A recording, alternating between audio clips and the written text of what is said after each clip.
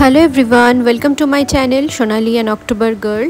ভিডিওটা শেষ অবধি দেখার অনুরোধ রইল। আর এখন সকাল 7:30 মতো বাজে। তো পাবলোকে এখন জলখাবার খাওয়াতে বসিয়েছি। তো এখন আর ওকে ফোন আর টিভিটা চালিয়ে দিইনি। তো ওই ব্ল্যাকবোর্ডের মধ্যে একটু চক দিয়ে আঁকিবুকি করতে দিয়েছি। এখন ওই চক ধরা বা পেন্সিল ধরার একটু প্র্যাকটিস করাচ্ছি আর কি। 2 দিন বাদে ওকে স্কুলে অলরেডি লেখা চালু হয়ে যাবে আর কি, মানে ওই প্র্যাকটিস আর কি, ABCD লেখানো আর কি। তো সেই জন্যই আর কি একটু বসিয়ে এগুলো করানো, বাড়িতে যতটা পারে আর কি করতে। তো তাই জন্য ওকে একটু একটু করে খাইয়েও দিচ্ছি, আর তার সাথে সাথে ও এটা নিয়েও ব্যস্ত আছে। তো এখন এইগুলো একটু বসিয়ে দিই, নিজে নিজেই করে। আর ওর ভালোও লাগে, বেশি চাপ দিই না, কারণ পড়াশোনাটাকে যদি একবার ভয় পেয়ে যায় তো এরপর বসানো খুব টাফ হয়ে যাবে। তো খেলার ছলেই জিনিসটাকে এনজয় করছে। তো সেই মতোই আজকে এরকমভাবেই করিয়েছি। প্রত্যেক দিন আমি ওকে খাওয়ার টাইমে এটা বসাই না, যখন পারে তখন বসে। আর আজকে অনেক সকাল সকাল পাবলো উঠে গেছে। আমি তো আজকে অনেক সকালবেলা উঠে গেছিলাম, তাও প্রায় 6টা 10-15 হবে। তো কারণ আমার আজকে তাড়াতাড়ি উঠতে হতো এই কারণের জন্য যে ঠাকুরের সব ঠাকুর দেওয়া খুব তাড়াহুড়োর মধ্যে পড়ে যায় সকালবেলা।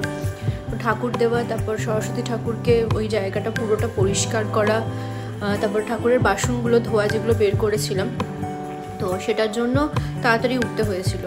পাবলো ঘুমোচ্ছিল, 7টা 10-15 হয়েছে, তখন দেখি উনি উঠে গেছেন। তো এবারে ঘুমের জন্য ঘ্যান ঘ্যান করছিল। আমি তখন একটু ট্রাই করেছিলাম ঘুম পাড়ানোর, কিন্তু আর ঘুমাইনি। এখন স্নান করিয়েছি, তখন কটা বাজে, 10:15 হবে। স্নান করিয়ে এই 10-15 মিনিট হলো পাবলো এখন ঘুমোচ্ছে। এই যে ড্রেসটা পরিয়ে নিয়েছি, তারপর ডাইপার আর প্যান্ট পরিয়ে তারপর স্কুলে নিয়ে যাব। তো এখন যতক্ষণ পারে ঘুমিয়ে নিক, আমি বাকি কাজগুলো সেরে নিচ্ছি। রান্না তো সেরকম নেই, কারণ সেই ইলিশ মাছ আর একটা তরকারি মা পাঠিয়েছিল ওই লাউ আর কুমড়ো দিয়ে, তো ওইটা আছে। খালি ভাত করলাম আর ছেলের ঝোলটা করলাম। আর রাত্রিবেলা তো রুটি খাই, আমিও খাই, ছেলেও রুটি খায়। তো রাতের বেলা গরম গরম রুটি করে নেবো, ব্যাস হয়ে যাবে। 2টো রুটি, আমি একটা, ছেলে একটা। ঠিক আছে, এখন আবার একটু তুলবো ওকে, 15 মিনিট পরে তুলে রেডি করে নিয়ে যাব স্কুলে। আলুর প্যাকেট নিয়ে যাচ্ছে কে? আলুটা বাড়িতে বাড়ন্ত ছিল, তো স্কুল থেকে ফেরার পথে আলু কিনে বাড়িতে ঢুকছি। আর আলুর প্যাকেটটা ও হাত থেকে আমাকে দেবে না, ও নিজে নিয়ে যাবে। ঘড়িতে 3টে বাজে, পাবলোকে ঘুম পাড়িয়ে এবার আমি খেতে বসেছি। আমার সেই ডাল, আর এটা হচ্ছে মা সেই পাঠিয়েছিল লাউ আর কুমড়োর সেই ইলিশ মাছের মাথা দিয়ে তরকারিটা। আর এখানে ইলিশ মাছ সেদ্ধ, ঝোলটা আমি নিয়ে নিই। আর এখানে হচ্ছে ফুলের টকটা করেছিল মা, ওটা দিয়েই আজকে খাওয়াটা হবে আমার দুপুরের।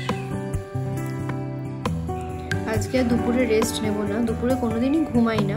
হয়তো পাবলোর পাশে একটু শুই গিয়ে, কারণ একটু না শুলে না ও আবার 1 ঘন্টা বাদে 1 ঘন্টা অবধি গভীর ঘুমায়।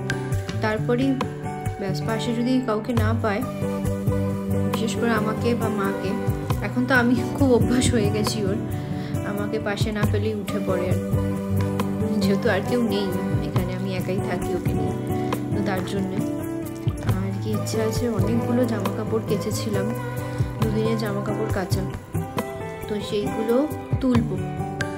সব বারান্দায় ভাঁজ করেই রেখে দিয়েছিলাম, রোদ্দুর উঠছিল না দেখে না, আলমারিতে তুলতে পারছিলাম না, কারণ মানে সাথে সাথে ভাব হয়েছিল জামা কাপড়গুলো।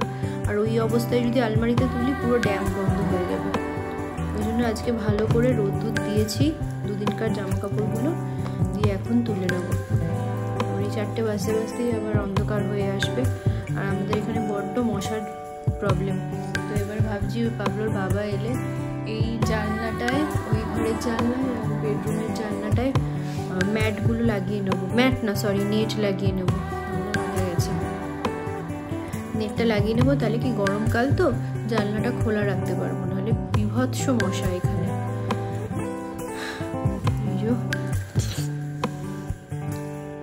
ভালো লাগে চটচড়িটা, টাটকা খাবার মজা আলাদা, কিন্তু কি করবো, পরিস্থিতি অনুযায়ী সব করতে হয়।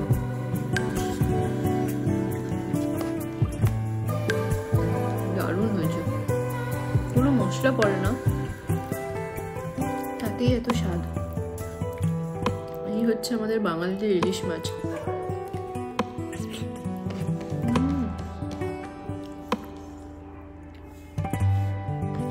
খুবই হয়েছে।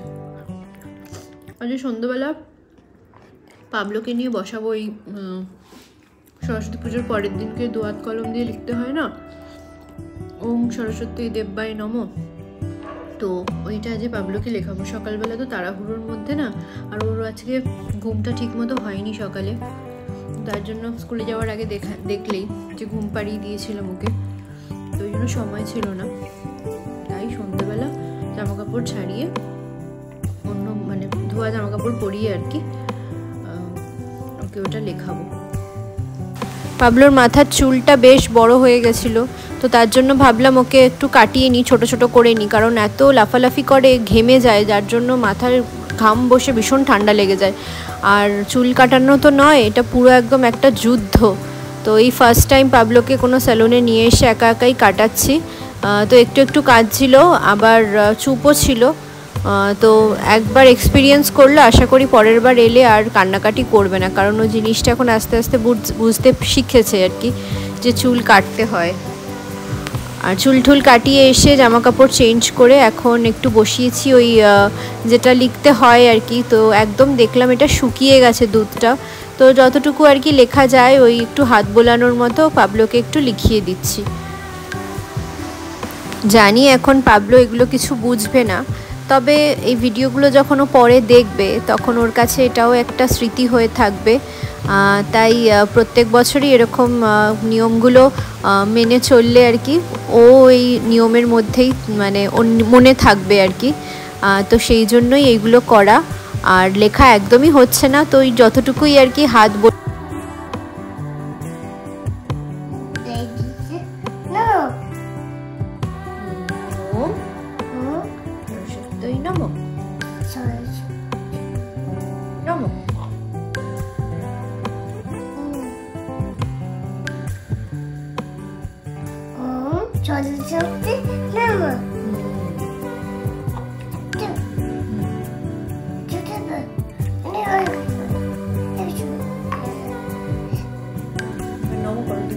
করে মা সরস্বতীর দিকে তাকাও, বলো মা ভালো চলে, মা আমাকে বিদ্যা দাও, বুদ্ধি দাও, আমাকে ভালো মানুষ করো, আমাকে ভালো রেখো, নম করো।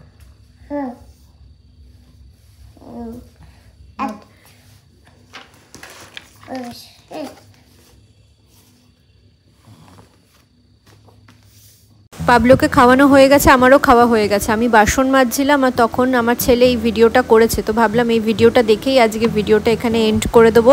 তোমরাও শেষ অবধি দেখো, ভালো লাগলে অবশ্যই লাইক কমেন্ট আর সাবস্ক্রাইব করতে ভুলো না। চলো দেখো লাস্টের ভিডিওটা ওই এন্ডিং করে।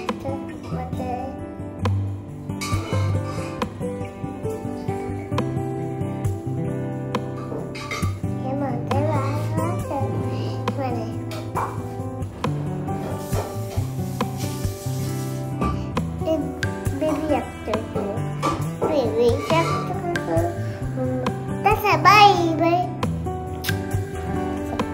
bye.